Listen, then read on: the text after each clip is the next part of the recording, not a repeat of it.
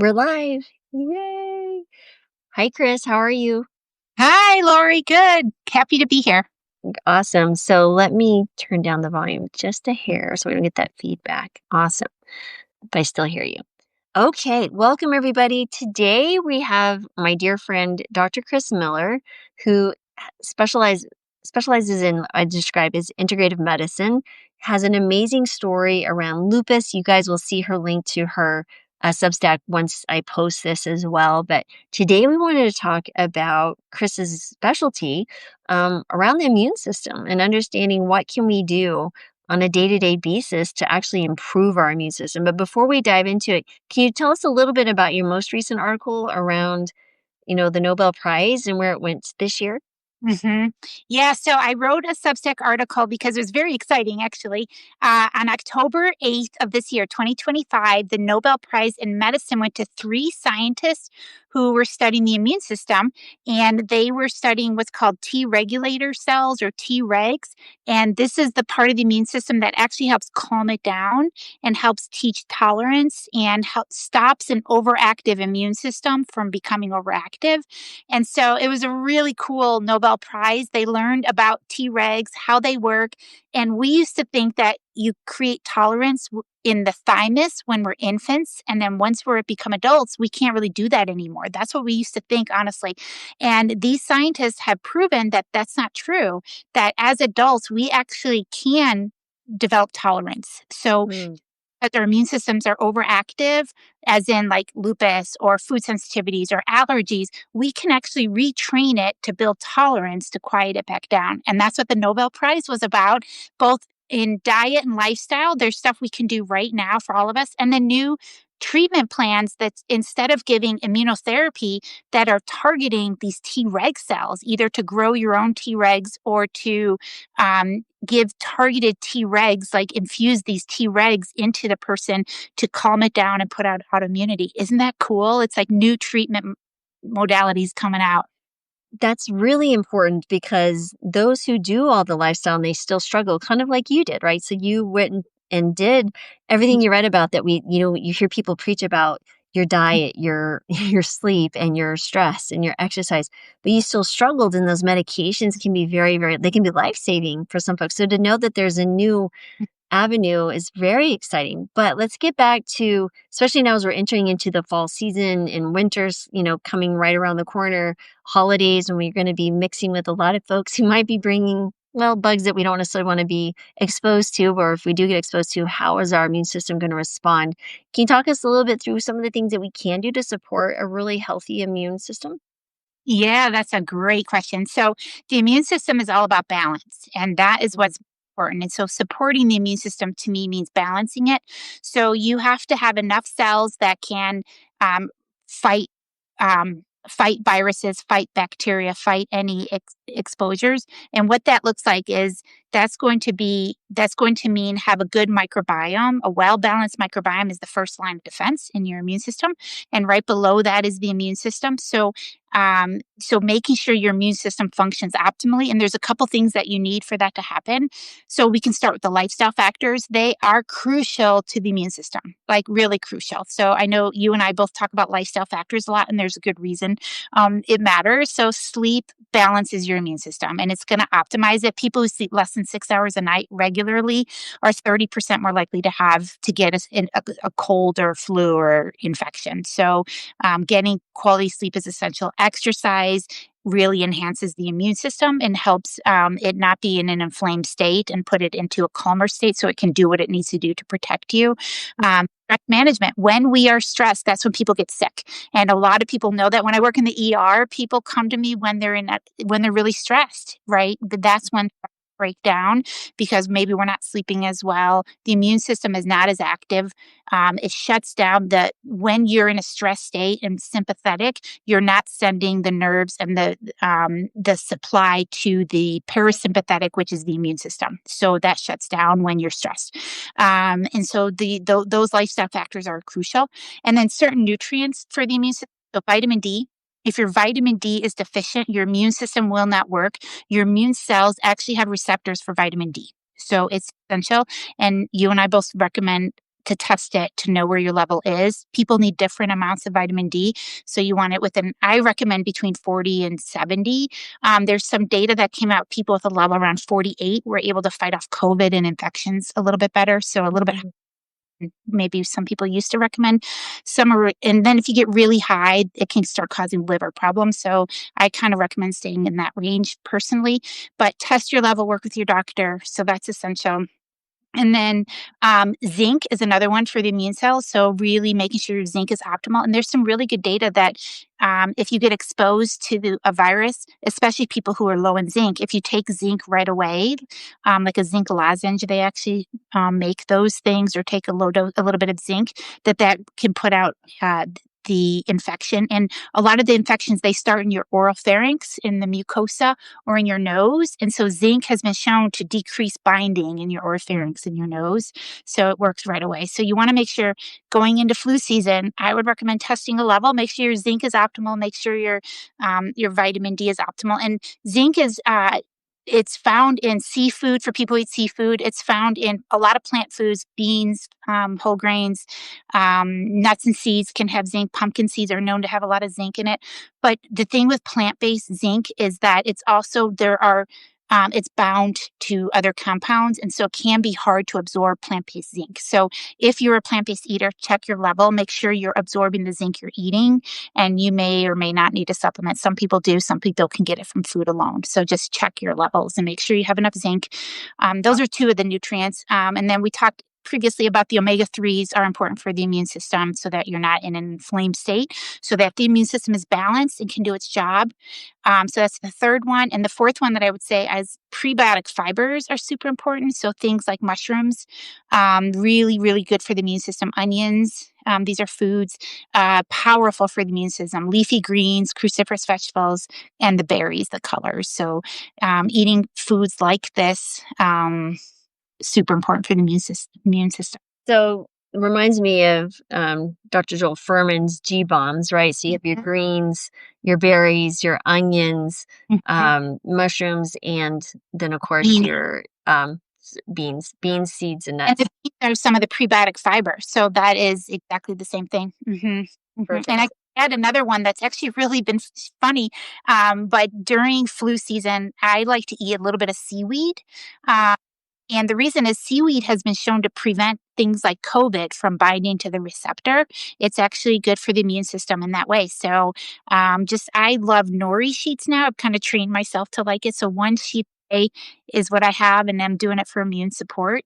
So, you can add a little bit of, you can buy a little seaweed to sprinkle on things. And some people don't like it. You won't be able to eat it. But if you do like it, it is good, really good for the immune system as well. Yeah. Uh, yeah. That's a fascinating. I've never really liked the flavor, but it's also a great source of iodine.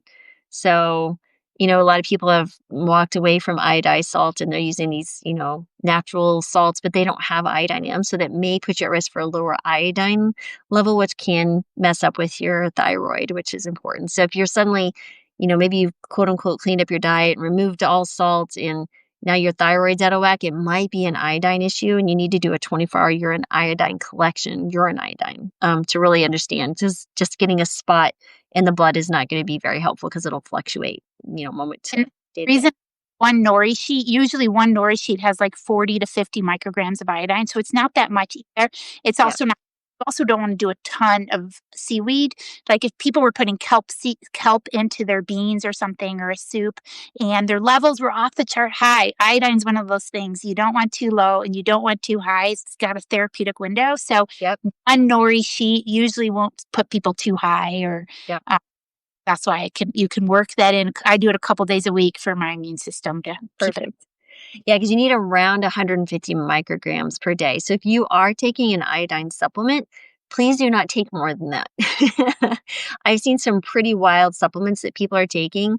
I mean, they'll take 1,000 micrograms of iodine and like, okay, this will really mess with your thyroid as well. It can cause some other issues. So more is not always better. In many cases, it's not better.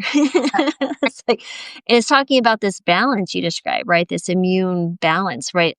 There's a lot of parts of the body that we really want to focus on balance. The body's always trying to get back to that balanced state.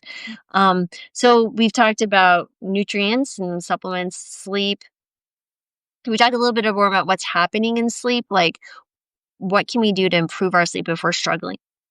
Excuse me. Gosh, there's so much on that. I know you and I both talk about that a lot. So sleep is really important, and as we get older, it gets harder for one. So, we naturally produce less melatonin the older we get. Those of us who are perimenopause or menopause, less hormones, so that's going to affect it. Anyone with inflammation actually, some of those immune cells keep you awake at night, so you're not going to get restful sleep. So there's a lot of reasons. Some people have pain, chronic pain, or different aches and pains that are keeping them awake. So, really addressing all of that. So, working your hardest on sleep hygiene. That's the place to start. Morning sunlight, evening sunset time, and then after the sun sets, dim your lights in the house. That really seems to help me quite a bit. I'm a huge fan of things like yoga or your legs up the wall. I wrote a post about that. The data show that that can significantly increase deep sleep by doing 10 minutes with your legs up a wall. It definitely helps me, no question. And I think it puts you back into tone. And so it really helps people sleep better. Some people do Tai Chi, some people just do their deep breathing or their meditation or prayer. Those things really can help sleep. So it really, a lot of sleep is because our minds are running and we don't feel safe to go to sleep. So if you want to improve your sleep, you got to bring your system down so your body feels safe so you can go into a deep sleep. And so one is the light, get that part right. Two is things like don't eat too close to bedtime, a couple hours. If you can do that is super important. Stay on a schedule every night. If you're going to bed at different times, it's really hard to get good sleep. So try to stay within a reasonable time most nights if you can. Some people can't because they work schedule work, but do the best you can with that. And then really help your body get to a calm state. Maybe that's journaling, maybe that's quiet time meditation, music, reading a book, even watching half an hour of a show with dimmer lights so that it doesn't keep you awake. But whatever it is to break your mind running and put you in a calm, those are where I'd start. And then you and I both talk also about root causes, like if someone has sleep apnea, it's pretty fairly common, actually, even in thin people. So you want to get tested for that, or if you have restless legs, or if you have some other reason keeping you awake, it's worth checking for that, for the root cause of what's keeping you awake, so that you can improve your sleep. And I've had to do a lot myself. That's why I know it so well. It but it required me making all these changes too. Mhm. I'd like to jump on that restless leg as well. Something that people don't think about is iron, right? So if you check your ferritins, let's say that you're not anemic and your iron labs are normal, but they didn't check a ferritin. A low ferritin below 75 can actually cause hair loss, fatigue, and restless legs. So it is absolutely something to consider looking into if you're struggling with those type of symptoms Mhm. for sure. Yeah, and the sleep clinics will look for that as well, so that Yeah, to make yep, that's absolutely. Cool. exactly right. And then as far as I know you've done a lot to deal with stress. What are some of your favorite ways to deal with stress, um, in the acute phase and then maybe chronically if someone is a worrier or something like that? So in the acute phase, my favorite one is a deep breath with a long exhale. So if you can double the exhale for the inhale, so if you breathe in for the count of 4 and you breathe out for the count of 8 type thing, or so that's my favorite. That's what I do. I will take a breath and long exhale and do a couple rounds of that. Or you can some of my patients love the box breathing. Breathe in for 5, hold for 5, out for 5, in Mhm. for 5. So, and I sometimes like to think of it like that sine wave. Breathe in for 5 and out for 5. And so that type of thing that is the acute thing that I do. And the other acute thing I do is like a timeout. Like if I'm worrying, I was worrying about something with my family issues. And so I just found myself like escalating. And so I was like, hold on, take a breath, walk away, like walked outside, opened the door, stood outside for a minute, take a breath, like assess the situation. Like, okay, let's tackle this instead of letting my mind go crazy, monkey mind, and worrying, go to the worst case scenario. Like I broke immediately. So those two really help me. Other things that help is like if I do 10 minutes of quiet time, whether that's meditation or just sitting quietly in the morning, it kind of sets the pace for the day. I just am in a calmer state if I do that. So I try to most mornings give myself 10 minutes of quiet time so that I'm not as reactive throughout the day. So that works for me. Um, Getting a good night of sleep is crucial to handling stress, of course, and exercising. I love to move. So getting outdoors, moving, big. And then I love yoga also. I'm a huge fan. It really seems to reset when I'm spiraling and very stressed and anxious. But these are some tricks, but there's so many different things that, what do you like to, you're stressed? Um, I think I've really worked really hard on my reaction to things, so I don't get into the stress, but if I do, again, it's very similar. It's deep breaths, it's just basically reframing the thoughts that I'm finding anxiety driven. So, but I'm also pretty calm when I walk into stressful situations because I think we've all had our stressful lives, but I just learned that my initial reaction will set the tone, and then it's almost like I hang on to it. So if my initial reaction is high stress, then I hang on to it and I struggle to deal with it later. So that is one thing. It's been a lifelong practice. Um, but I will say, I wrote an article that I released yesterday around saunas and the heat and the data is so incredible when it's cardiac health and lifespan, health span, fascinating stuff. They follow people for 20 and 30 years. And I know I've been needing to do more like the flexibility work more recently. So I was thinking, I did hot yoga years ago when there was a hot yoga facility near me. And now I'm in a place I probably could do that again. I'm thinking I'm going to combine hot yoga and heat. I was like, Mhm. boom, efficiency. Um, but I'm gonna go back to the hot yoga and see if I can extract some of those, benefits of being in a heat environment. It's really fascinating. And then, Yep. of course, the A lot of flexibility. use, both for cardiovascular, for things like heart failure. There's really good data for that, softening the endothelium. I actually Yeah. have an infrared sauna here. I've used it for years. And the reason I got mine was for cardiovascular health. Do you have a So portable one? No, it's a one person big Big, chamber. Yeah. gotcha. Well, and I got it several years ago, but again, it was for cardiovascular health. But there really is data with that, and as you know, in my world where we talk a lot about toxins, you can sweat some stuff out. So that's something I do a lot of my patients, and cardiovascular wise, I recommend it to a lot of my patients as well. But you have Right. to check because there's certain situations where you don't want to go into it. You hydrated. You have to have a good blood pressure because there may be complications also. But yeah, the hot being hot, and you can do it through a warm shower or warm bath too. So for people who don't have saunas, you can definitely, and it helps with sleep. Actually, talking about sleep, so getting warm in the evening before you go to bed can help raise your blood temperature, and then you go to your cool bed, and that can help you fall asleep. And it does help me when I do that. Yeah. No, there's something because you're also your body thermoregulator system. It's like if you raise your core temperature, it will start turning on the cooler. So when you go to bed, you're in this body temperature starts to cool down and really And they there's deeper sleep. I've had that. You get too hot and then you lay there sweating and you're like, "Okay, this isn't working for Well, me." that's probably menopause too. Ma Welcome to menopause, girl. Um, but there's a fix for that called estradiol.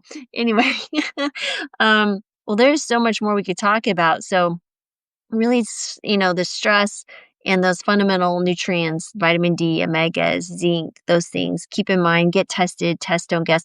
However, most people are going to need vitamin D. If you live in the United States, occasionally I'll run into people who don't need it, especially in the summer months, but the winter months, most likely, majority of people, I know I struggle without a supplement. And so again, test, don't guess. I'd be careful, but like Chris said, you can take too much. So people take these mega doses of vitamin D is not safe, guys. It's a fat soluble vitamin. It's stored in your fat cells and can become toxic.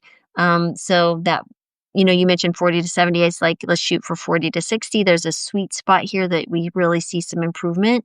But definitely I'd say 30 is the lower threshold. We don't want to drop underneath that. So vitamin D, omega, zinc, anything else that you want to add real quick before we jump off? No, but there is data, that the people eating a Mediterranean or plant predominant type diet had less significant COVID. So Yeah. I think fiber, the prebiotic, the micronutrients, the vitamin C, that's the other one we didn't talk about. So that's in fruits and vegetables, especially when they're raw or very lightly cooked. If you over them, you lose the vitamin C. So including raw fruits and vegetables throughout the day, or for people traveling, maybe a little bit of a supplement has been shown to be helpful as well. A Um, supplement you said is also helpful? if they're traveling and not getting their vitamin C, a little vitamin C has been shown for people deficient that it does help. So, In the deficient state, and I think that's the really important thing to understand. Some of the supplements you'll see are beneficial, but they come from someone in a bit in a deficient state.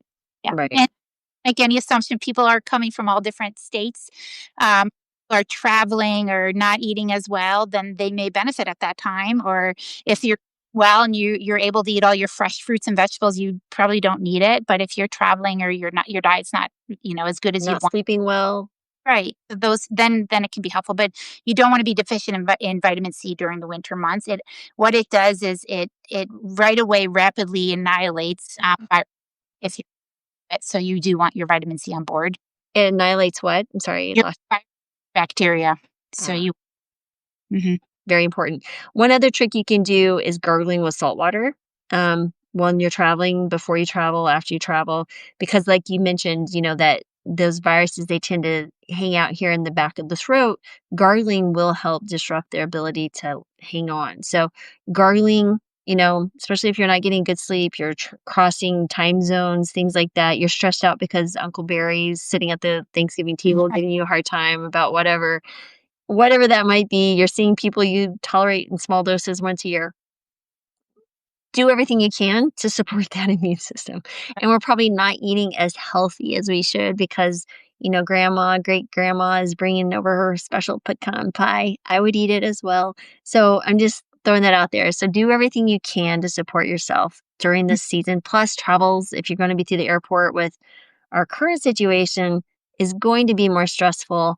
I'm traveling this Saturday, not looking forward to it, but I'm going to do everything I can to support my health while I'm doing that. So I think that's a pretty good thing. Everyone, the Chris's Substack will be on the link once I post this. And thanks, Chris, for sharing this very important topic, or especially this time of year. Yeah, thank you for having me. I'm happy to share it. All right. Thanks, everyone, for joining us. And be on the lookout for mine and Chris's Substack um, to see this post. And thanks again for joining us. Have a good Thank one. Bye. Bye.